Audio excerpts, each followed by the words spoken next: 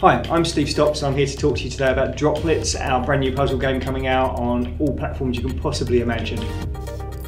Really excited about Droplitz because it's come out from our studio. Anybody who works here can come up with a new game idea and then we put it into development. This is one of those games. This is a game that was developed by a guy called James Parker based on his original idea, and we put it into production and now it's out for you to buy. Hi, I'm Corey Vandenberg. I'm lead designer on Droplitz. When you start out the game, you've got a load of dials. They've each got a path cut into them. What you're trying to do is turn those dials around to create paths from the droppers at the top to the collectors at the bottom, so that these little blobs of liquid called droplets make it all the way through the path and to the bottom. And then when you get a path, the path blows up, more dials fall into place, and you do it over again. The game has an incredible amount of depth. You start off trying to create one path. You then try to create two paths. When you get pretty good at it, you're making like 4, 5, 6 paths, and then you have the chain reactions. And chain reactions are when you create a path, the path blows up, new dials fall into place, and a new path is created from them falling into place. It's not what I would call a cutting edge game. We're not breaking new technology, but it's a return to the classic puzzle games of old. You know, remember those hours you used to spend playing Tetris, rotating little blocks, fit them into place, and even when you finish playing the game hours later, you'd still close your eyes and see those little blocks falling in your mind. Well, Droplitz has exactly that same effect for me. Whenever I play it, you get into the game and you seem to find hours just drift by it, and before you know it, whenever you're not playing Droplitz, you're still thinking about it and making those kind of parts and networks in your mind. Features we've got in Droplitz, we have 4 different game modes. The classic mode is kind of like your standard game, like Tetris-y kind of thing, where the board just speeds up over time, and that's pretty much what you got.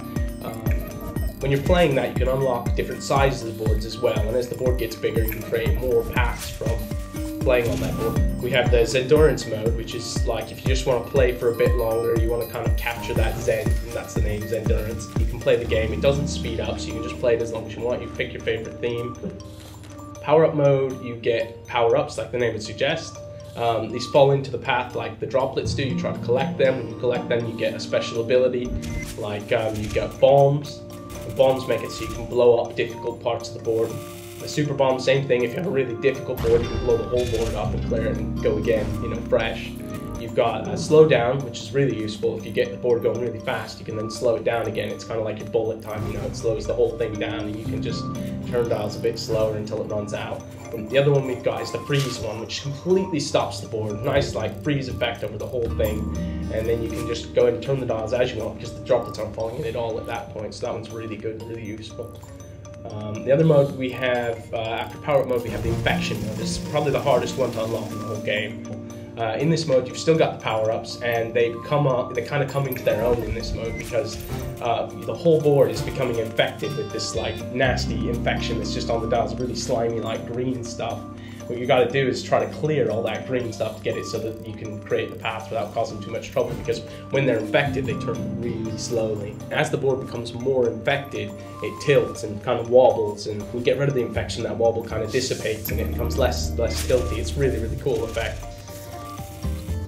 It's really interesting for me that this was the first game that I saw in production when I joined the studio a year ago, and I was wandering around and you'd suddenly see it being played on everybody's desk, and it was immediately one of those games that you could see people all over the world playing when it's supposed to be working or whether they've got a few minutes to kill. It would be always one of those games that you just imagine people sitting at their desk playing.